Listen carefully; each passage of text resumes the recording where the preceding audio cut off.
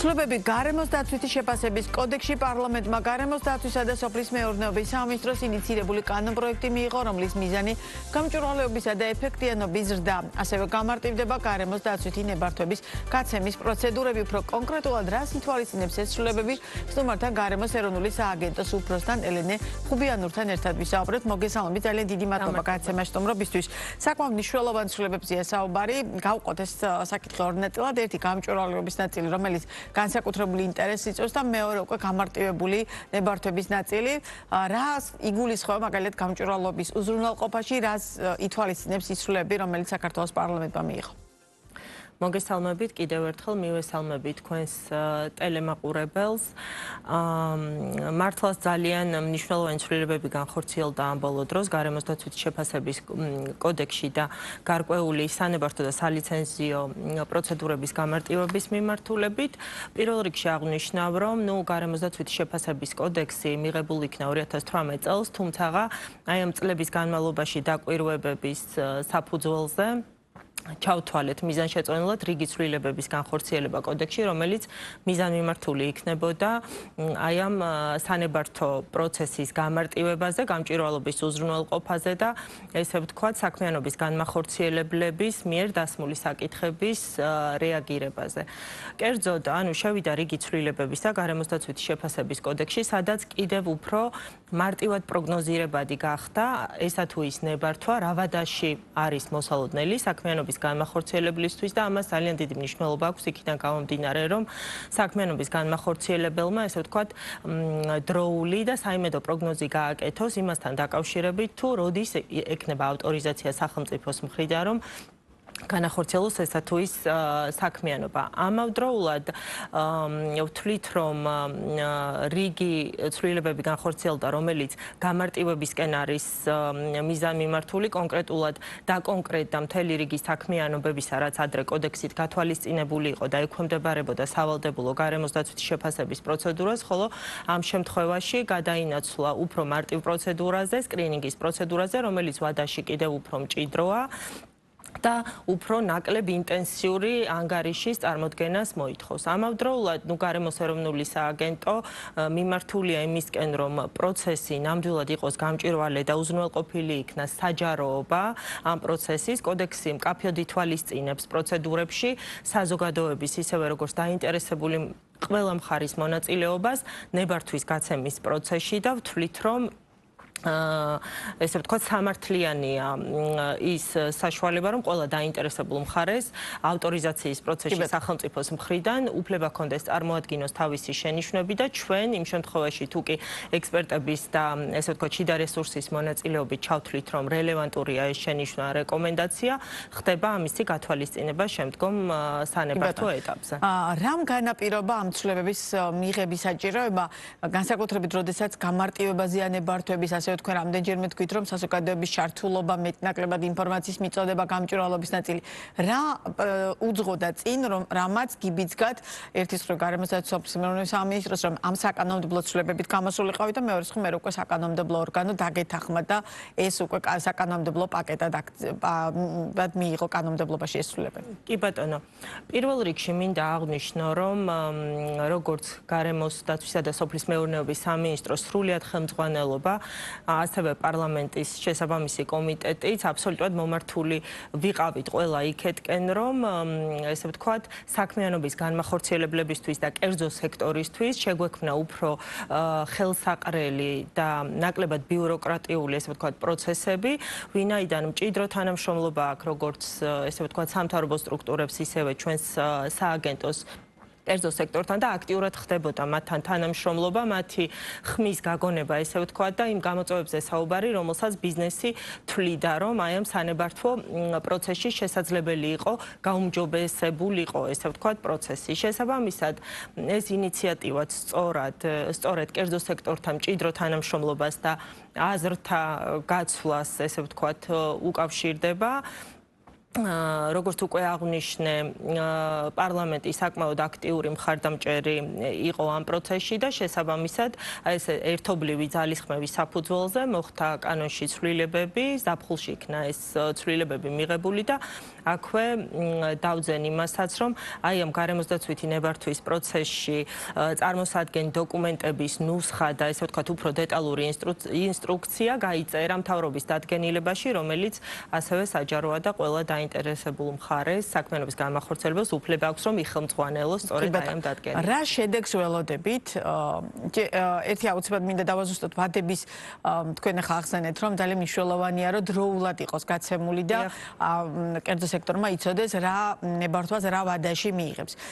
დაახლოებით თუ არის განსაზღვრული პირობითად 1 დღიდან 10 დღემდე თუ აი ეს რიცხვიც რომ დავუსწროთ, სხვადასხვა ნებართვაზე ბუნებრივია სხვადასხვა დრო დაგჭირდებათ ეს ერთი და მეორე შედეგს რას ველოდებით ამ საკანონმდებლო ცვლილებისგან, ანუ და მე როგორ მოხდება ამ შედეგის გაზომვა, რომ რამდენად გაამართლა ან არ გაამართლა ამ ცვლილებამ. კი ბატონო, ვადები ადრეც იყო კოდექსში განსაზღვრული, თუმცა ეხლა უფრო მოხდა დაზუსტება, ესე ვთქვათ, წარმოდგენილი განაცხადების დახარვეზების, დაზუსტების საშუალების, ასევე წარმოებების შეწყვეტის და ნებართვების გაცემის დაჩქარებული ვადებით. ადრე არ იყო ამის შესაძლებლობა და ჩვენ შემოვიღეთ დაჩქარებული, ესე ვთქვათ, მომსახურება ნებართვის გაცემის კუთხით, ესე ვთქვათ, ველოდებით რას? ველოდებით იმას, რომ იმ საერთო მიზანში, რაც კი ქვეყანას გააჩნია და დეკლარირებული აქვს, ესე ვთქვათ, ეკონომიკის განვითარების, ინფრასტრუქტურული პროექტების განვითარების და ქვეყნის ზოგადად განვითარების გზაზე, ჩვენ ვიყოთ ერთ-ერთი რგოლი, რომელიც, ესე ვთქვათ, ერთის მხრივ უზრუნველყოფს მაღალი გარემოსდაცვითი სტანდარტების დაცვას და მოთხოვნებს კერძო სექტორის მიმართ, თუმცა მეორე მხრივ ასევე იქნება ხელშემწყობი და მხარდამჭერი სწორედ აი ამ ნებართვების ხარისხიანად და დროულად გაცემის პროცესში. გარემოსდაცვითი ნაწილი სხვადასხვა განსაკუთრებით ინფრასტრუქტურული პროექტების განხორციელება იქნება, ახალი ჰესის მშენებლობა თუ ასე შემდგომ არის ერთ-ერთი ყველაზე მნიშვნელოვანი სეგმენტი და ძალიან ხშირია, როდესაც მაგალითად არასამთავრობო სექტორი იქნება თუ ხელისუფლების ოპონენტების ნაწილი. ამ კონტექსტს ძალიან ამ თემაზე ძალიან აპელირებს ხა ვის სუბიექტური და ვის ობიექტური მიზეზები აქვს ამ თემაზე ლაპარაკის, ეს ცალკე საუბრის თემა ამ შემთხვევაში, თუმცა მთლიანობაში რამდენად პასუხისმგებლობით ეკიდება ერთის მხრივ კერძო სექტორი გარემოსდაცვითი ვალდებულების შესრულებას და მე თავად სახელმწიფო ამ შემთხვევაში თქვენი უწყება რამდენად არის მომართული იმისკენ, რომ ერთი კი ვუმარტივებთ, მაგრამ ეს იმდენად კვალიფიციურად დავდოთ ეს დასკვნა, რომ რაიმე ტიპის პრობლემა და ხარვეზი ამ ნაწილში არ იყოს, იმიტომ რომ ჩვენ ყველას გვესმის, რომ ჩვენ არ გვსურს უბრალოდ რაღაც კონკრეტული მშენებლობის ერთის მხრივ ავაშენოთ და მეორეს მხრივ დავუშვათ ბუნება და გარემო დავაზიანოთ. ანუ ეს რაღაც ერთმანეთთან თანხვედრაში უნდა იყოს და სწორი გადანაწილება უნდა მოხდეს შესაბამისად. სწორედ ამის გათვალისწინებით ვკითხულობ, რამდენად მზად ხართ სახელმწიფო, რომ ეს პროცესი იმდენად წარმართოთ, რომ თან ერთის მხრივ დროშიც არ დაუგვიანოთ და თან პარალელურად პროფესიული დასკვნის საფუძველზე მიიღოთ გადაწყვეტილებები. კი ბატონო, მადლობა ამ შეკითხვისთვის. მოდი ესე ვთქვათ, რომ ამ პროცესს აქვს ორი მხარე. ერთი, თუ კი სურათ შევხედავთ სახელმწიფოს მხრიდან, რა თქმა უნდა, სახელმწიფო გამომდინარე იქიდან, რომ ვალდებულია, რომ სწორად შეაფასოს წარმოდგენილი ანგარიშები, სწორად შეაფასოს ამა თუ იმ საქმიანობის და პროექტის განხორციელების გარემოზე შესაძლო ზემოქმედება, რა თქმა უნდა, ძალიან დიდი პასუხისმგებლობაა და ესე ვთქვათ, დროის შემცირება ჩვენ შემთხვევაში დაგეგმილი არ არის ხარისხის ხარჯზე.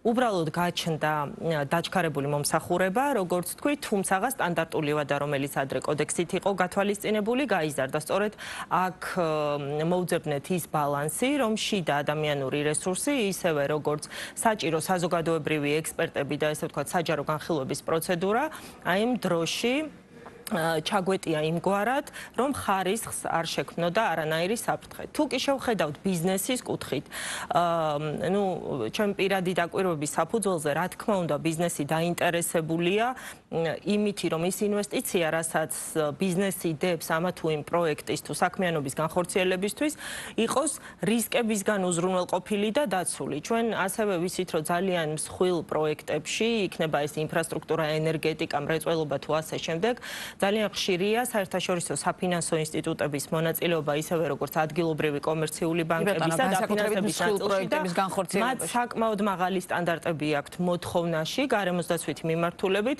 წინააღმდეგ შემთხვევაში ესე მარტივად არ ხდება მათგან სესხის გაცემა თუ ინვესტიციის ჩადება, ასე რომ ერთის მხრივ როცა ჩვენ ვსაუბრობთ სახელმწიფოს მხრიდან, რა თქმა უნდა, პასუხისგებლები ვართ და უნდა უზრუნველყოთ ხარისხიანი დაკვირვება, მონიტორინგი და შემდგომში ნებართვის გაცემა, ხოლო ბიზნესის კუთხით თუ შევხედავთ, მე რთულად წარმომიდგენია, რომ არსებობდეს ბიზნესი, რომელსაც თანხის ჩადება ისე სურს პროექტში, რომ არ იქნება დარწმუნებული, რომ მდგრად გარემოში მოუწევს საქმიანობა და ნაკლები რისკი შეექმნება მის, ესე ვთქვათ, პროექტს. ამიტომ იმედი გვაქვს და გვჯერა, რომ აი ამ ურთიერთთანამშრომლობით ბიზნესი პასუხისგებლობით უდგება ამ ნაწილს, რასაც გარემოზე მოქმედების საკითხის. კი ბატონო და ჩვენც მომართულები ვართ იმისკენ, რომ თუ კი რაიმე კითხვა აქვთ, თუ კი დაკვალიანება ჭირდებათ.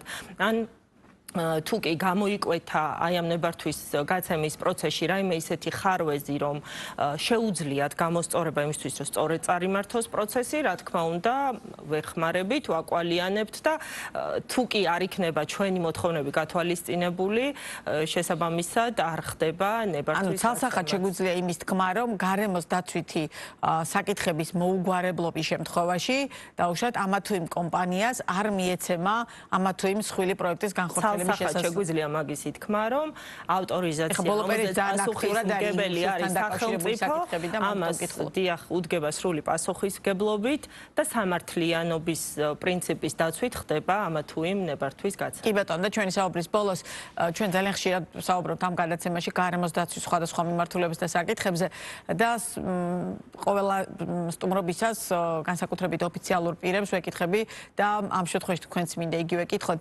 რამდენად გაიზარდა საზოგადოება კერძო სექტორთან ერთად მათ შორის ამ თემებზე მუშაობის პროცესში და რამდენად გავაცნობიერეთ, რომ გარემოს დაცვითი საკითხების აუცილებელი მოგვარება ეს არ არის უბრალოდ სიტყვები და ეს არის ის აუცილებლობა, რომლის გარეშეც ამა თუ იმ საქმიანობის დაგეგმა არ არის მიზანშეწონილი, რადგან გარემოს დაცვა ყველას გვეხება იმის მიუხედავად, ვინ რა მიმართულებით საქმიანობთ ამ ნაწილში.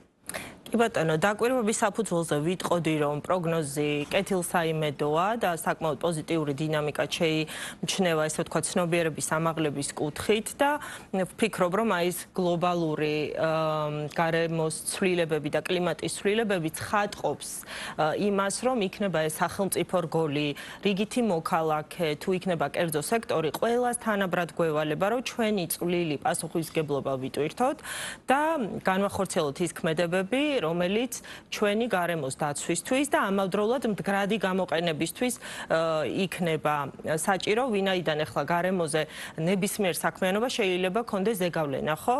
აქ მთავარია შეფასდეს თუ რა ტიპის ზეგავლენა აქვს, როგორ შეიძლება პრევენციული ღონისძიებები განვახორციელოთ, ან შემარბილებელი ღონისძიებები და ამავდროულად რესურსი გამოვიყენოთ იმ ყველას სასიკეთოდ, რისთვისაც საერთოდ გარემო არსებობს და გვჭირდება. ძალიან დიდი მადლობა ელენე ღუბიანური იყო ბიზნეს პარტნიორის პირდაპირ ეთერის სტუმარი.